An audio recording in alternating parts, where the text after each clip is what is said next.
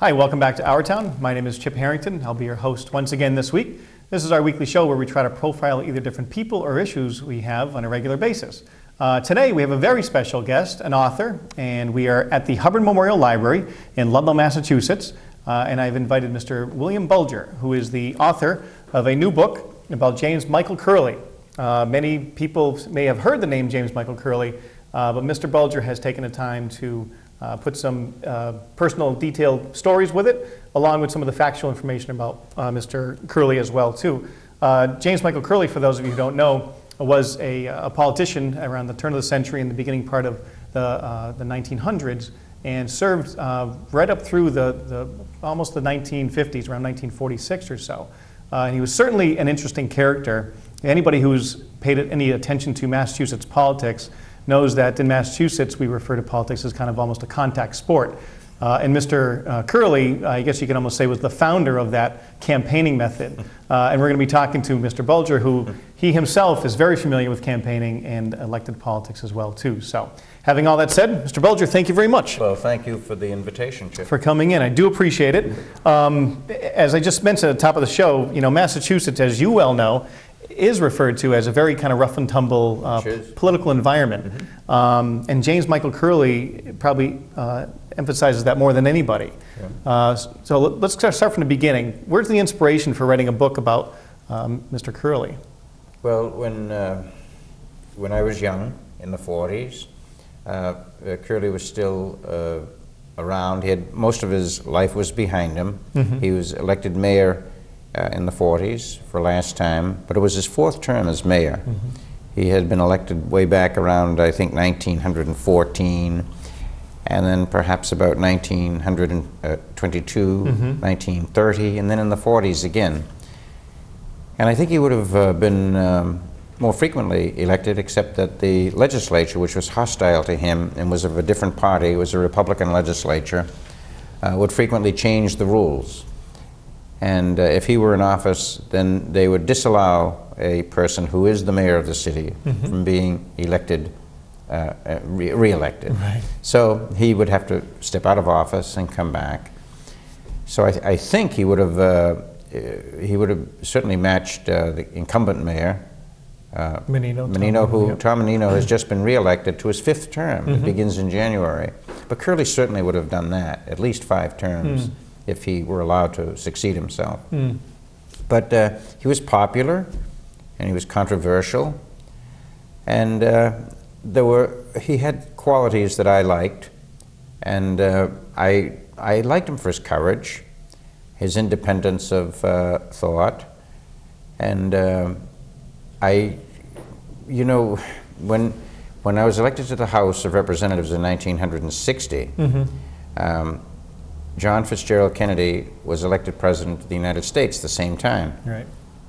And in January, I was a member of the House of Representatives when John Fitzgerald Kennedy, as the President-elect, came and visited us. Mm-hmm.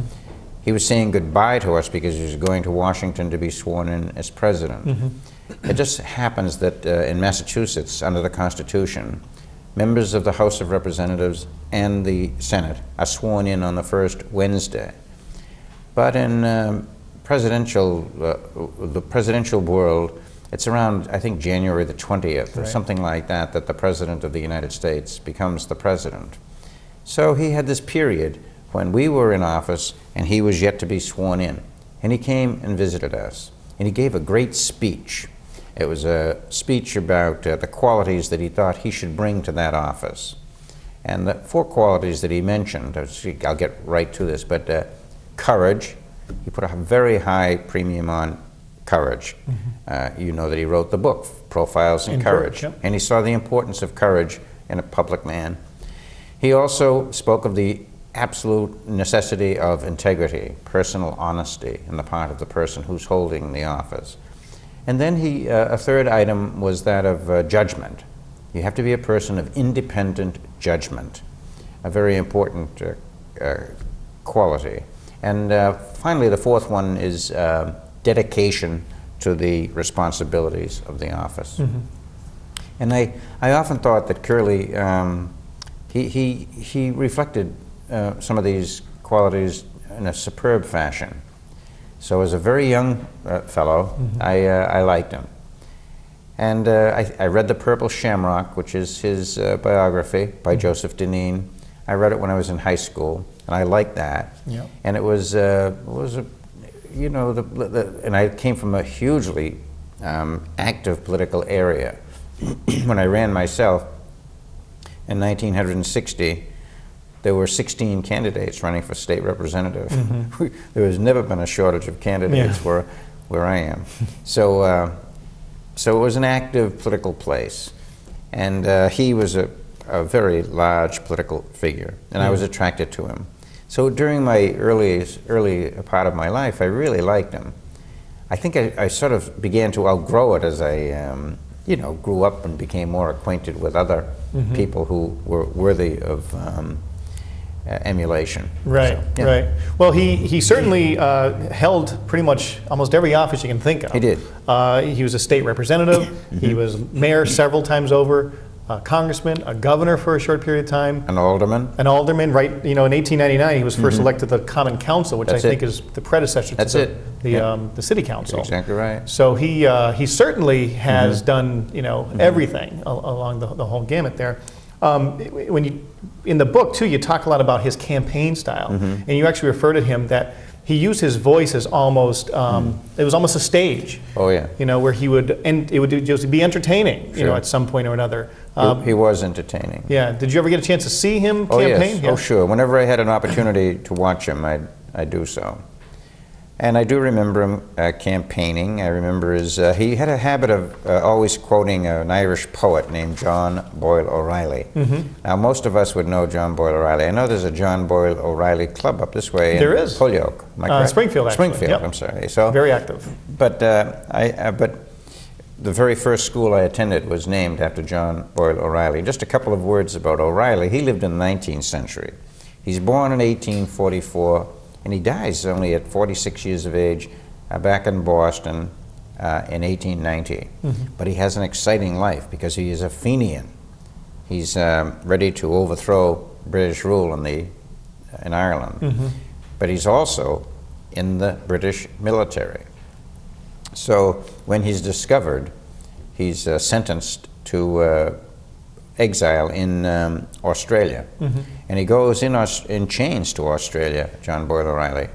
And he, with the aid of a Yankee whaler from New Bedford, he escapes and gets back here to Massachusetts. The Yankee whaler, by the way, became sheriff down there because he never dared to go to sea again because the English Navy was looking for him. Oh, wow. And he was afraid anyway. So he, O'Reilly, so but most of us are a little familiar with some of the poetry of O'Reilly. It's not the greatest poetry, but there's lots of it. And Curley would use it all of the time. I mean, I will not inflict it on you, but one that I always used to like was, there's a huge, long poem.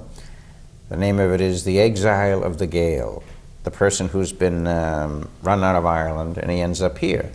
Now, this would have a massive appeal in Boston at this time because more than half the population by the end of the 19th century is Irish, and it's and they're struggling. Yep. And people, I think, are at their best when they're struggling. You know, but I still can recall Curley reciting The Exile of the Gale, and I won't inflict the whole poem on you, but maybe a few lines. It would be something like. No treason we bring from Erin, nor bring we shame nor guilt. The sword we hold may be broken, but we have not dropped the hilt. The wreath we bear to Columbia is twisted of thorns, not bays, and the songs we sing are saddened by thoughts of desolate days. But the hearts we bring for freedom are washed in a surge of tears, and we claim our right by our people's fight, outliving 1,000 years. And that would be enough to stir the crowd. Right, yeah. And on another occasion, I remember in 1951, I was only 17, but Curley was making these futile attempts to get back into public office as mayor. And he ran and did not do well. And I was at the hotel the night that he had lost, and he was way down. So I think he came in second that time, but it's a preliminary election. And the winner, John B. Hines, the incumbent mayor of the city, had so much of a vote ahead of Curley. Curley couldn't win. But what I remember about that night was that this kind of a defeated crowd, I knew many of them. I knew people like John McGilvery was a friend of mine, or Charles McGilvery. He lived near me. Charles had only one arm. He had lost it. He was a hero and received the Congressional Medal of Honor for action in the Battle of the Bulge in Europe. And he was there, and all the others, but they were crestfallen because Curley's vote was so bad he could never win. But what I remember about it that night, Curley told them to set the microphones and the speakers up so that everybody out in the street could hear. And he went into a speech. He spoke of John Paul Jones on the deck of the burning Bonhomme Richard. He said, "Surrender. We've just begun to fight." Right. I think that crowd would have marched on City Hall, you know. But that was the special gift that he had. So anyway, those are the little experiences I had with him. Yeah. Well, and you mentioned also too in your book that you were coming off, I think, the train or the bus one day in Government Center, and Joe Moakley was out front, That's it, yeah. an old friend from your Oh, sure, neighborhood. yeah. And he